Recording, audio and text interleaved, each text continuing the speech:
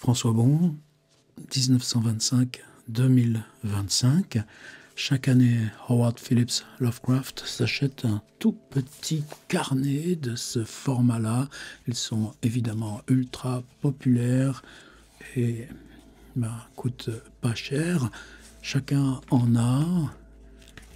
C'est traditionnellement avec des renseignements vous concernant, le téléphone, la taille là du faux col, des chaussettes, des chaussures et du chapeau. Et celui de 1925, j'ai son jumeau ici.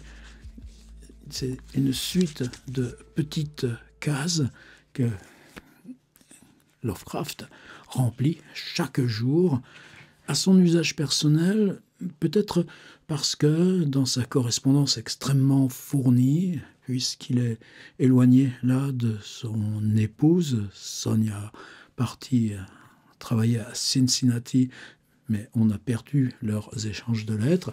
Il reste pas moins que chaque semaine, il écrit à sa tante Liliane, il y a aussi la tante Annie. Les deux vieilles tantes sont restées à Providence, c'est une petite structure familiale isolée, unique. Donc cette lettre récapitulative à la vieille tante, eh bien, les petites inscriptions sibyllines du carnet vont servir à ça, mais pour nous, c'est un chantier extraordinaire, un auteur de premier plan qui va tenir en main dans les 10 ans à venir un renouveau de l'écriture fantastique et lié malgré tout aux changements techniques, psychosociaux de son époque.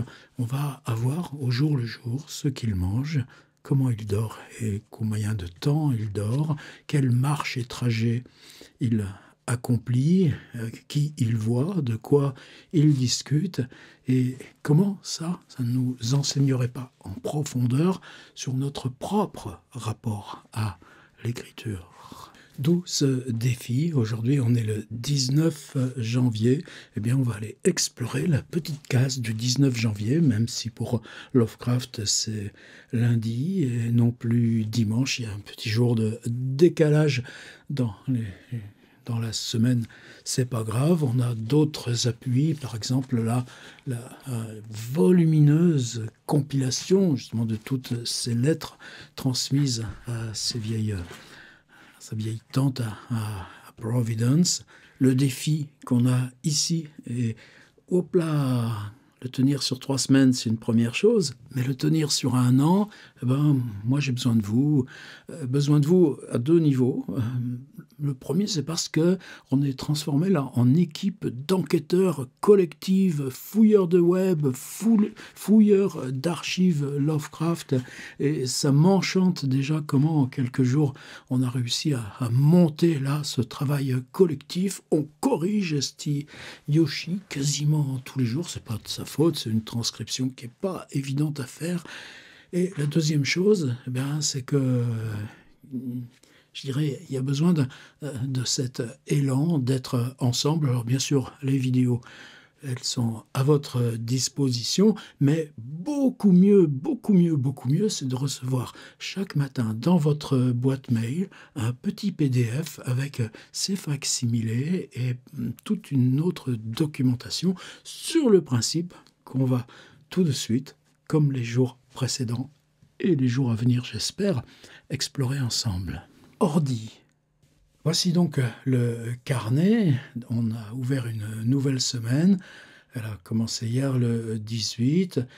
Aujourd'hui le 19. On a 2, 4, on a 6 lignes. On est dans la bonne moyenne, dans les petits gribouillages, toujours au stylo Waterman.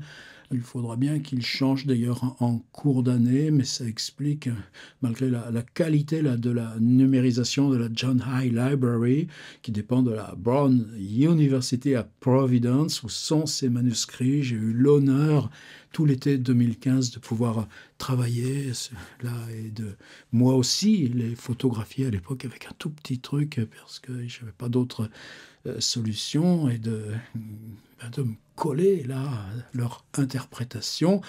Lundi 19, Rise Late, une fois de plus, il se lève tard. Oui, mais commence à connaître quels sont ses horaires à l'oiseau de nuit qu'est Lovecraft.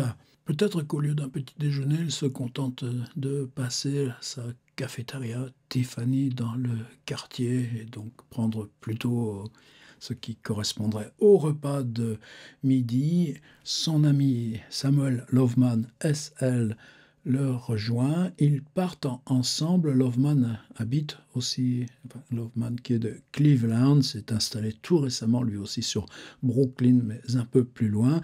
Ils partent ensemble pour retrouver leurs amis de Manhattan, en l'occurrence McNeil, Morton et Leeds. Et puis là, une interruption. Et ça pour nous, waouh, enchantement, le mot books. Et c'est là où nous, on va trouver notre établi de travail, le lien de la vie matérielle et de l'exercice d'écriture. Alors de quoi il s'agit? Livre. Alors après, vous voyez, là c'était pas trop difficile comme petit déchiffrage. Vous verrez, on aura bien plus difficile. On a déjà eu des énigmes plus consistantes et c'est là où on a besoin de se mettre tous ensemble. Ludlow, Otranto, Ovid, New England, Bickford, pardon. Si je vous le redis, livre, Ludlow, Otrante, Ovid, Nouvelle-Angleterre, Bickford. Vous comprenez mieux? Je plaisante évidemment. Et de là, on remonte chez Loveman et leur activité principale, ces jeunes gens qui tous sont entre 30 et 40, ce sera la discussion. À quoi on est bon, nous autres littéraires, qu'à discuter. La preuve, c'est ce qu'on fait nous aussi, ensemble là, chaque matin. Il revient à la maison et évidemment, qu'est-ce qu'on fait puisqu'on revient avec que des livres? Eh bien, il va se mettre à lire et très probablement, il va tout de suite se plonger dans le Ludlow ou dans relire le Château d'Otrante. Je parierais pour Ludlow, on va aller voir de plus près. Et entre parenthèses, donc, le mot snow, à New York, quand il neige au mois de janvier, c'est pas tendre. La ville, tout d'un coup, devient silencieuse, tout s'arrête. Il y a deux parenthèses qui s'emboîtent, c'est compliqué, hein. Je dirais que comme il s'est levé tard, eh bien qu'il a lu jusqu'aux petites heures du matin, preuve que le lendemain, il se lève de nouveau tard. Voilà nos 6 lignes. Quoi en faire? On arrête la vidéo? Oh ben non alors. Alors qu'est-ce qu'on peut aller voir nous?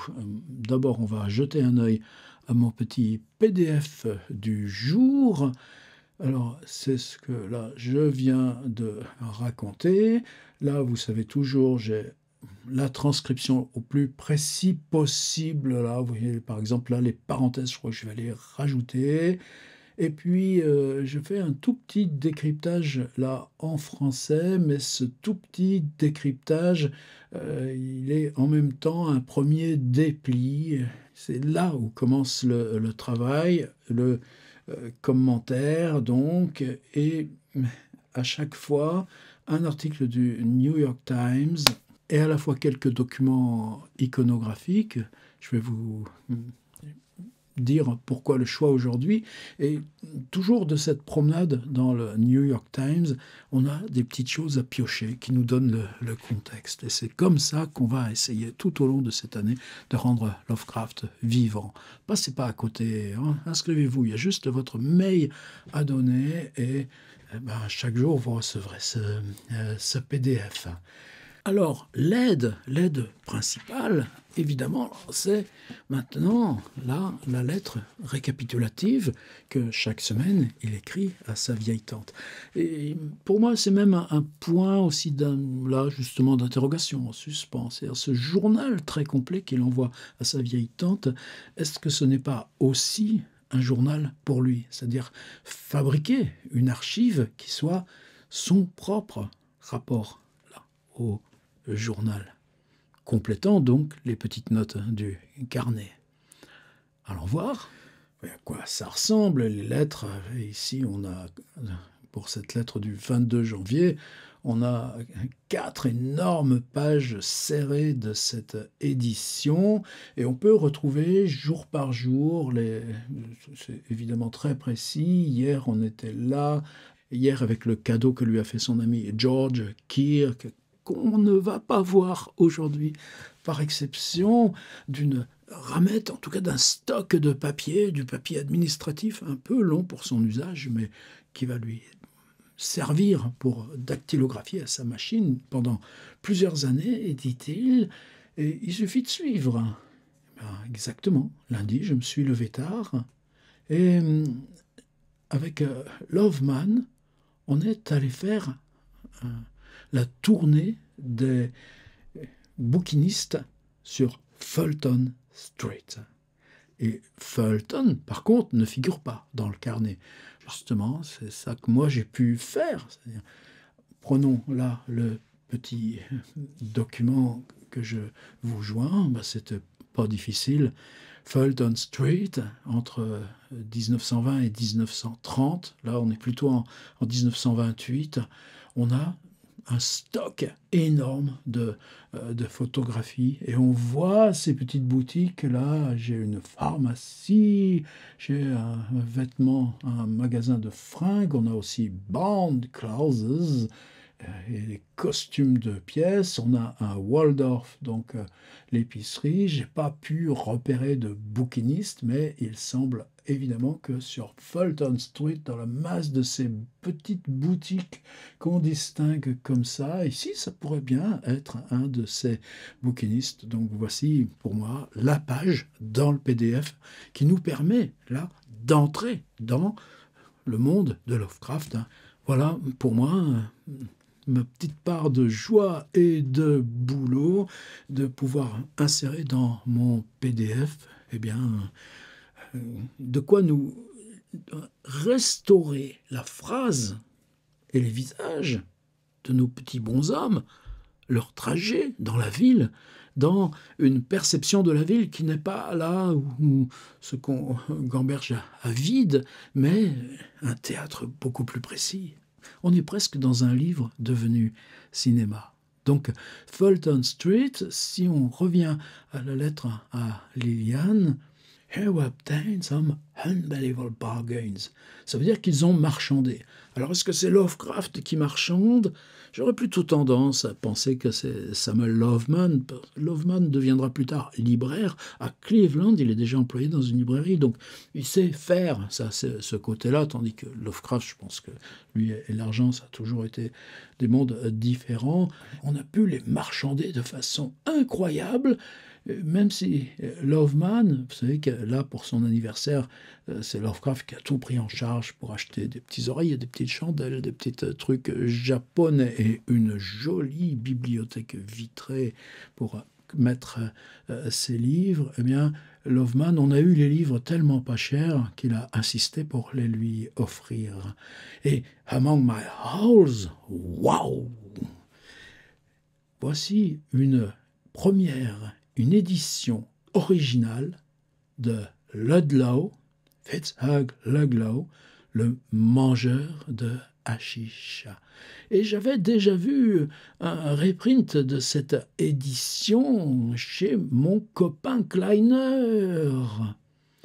Alors là, moi, c'est ce que je peux faire aussi, c'est-à-dire si je reviens sur mon petit PDF, eh bien, on peut facilement retrouver à quoi ressemblait le livre de Ludlow et sa curieuse orthographe pour hashish eater, et puis ce château d'Otrante. Et là, Lovecraft nous raconte un truc incroyable.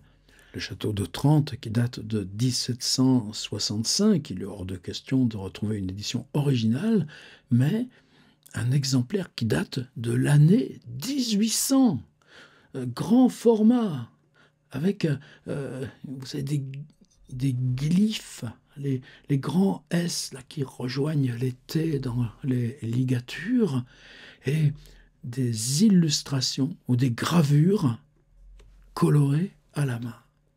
Et ce qui est incroyable, c'est que donc le marchand, le bouquiniste, il ne s'était pas du tout aperçu de la valeur de ce qu'il vendait haut de gamme, d'où évidemment leur grande joie quand ils sortent que une very ponderable snowstorm, qu'il se retrouve dans une très consistante tempête de neige et qu'il retourne chez lui lire. Et puis, est-ce que c'est ça, nous, ce mot howl, là, qui pour lui c'est d'avoir ses livres? Qu'est-ce que ce serait pour nous la victoire?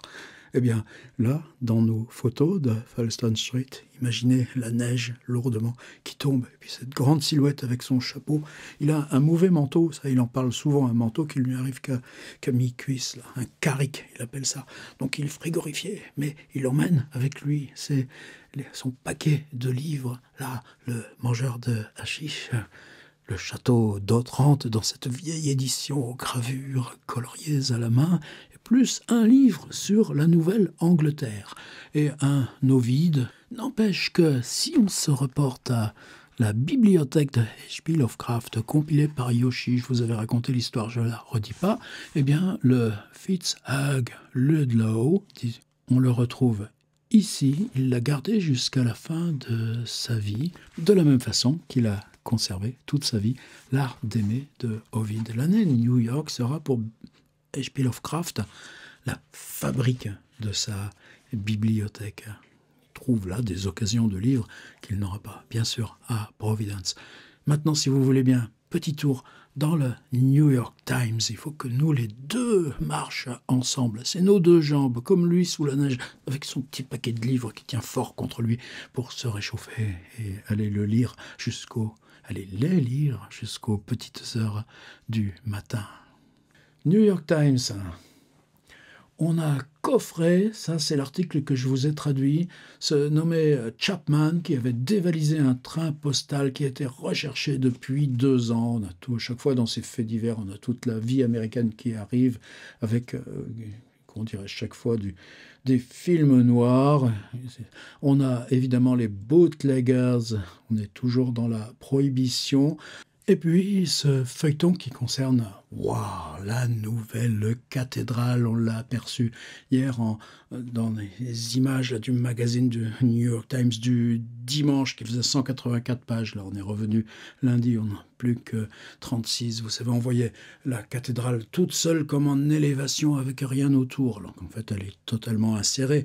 Maintenant, dans le tissu urbain, la cathédrale dont on veut qu'elle soit la plus grande du monde, et qu'il l'est, elle est toujours dans le Guinness des records, comme la plus grande cathédrale du monde. Et en 1925, là, tout de suite, on vient de poser les premières pierres et de commencer d'élever la façade.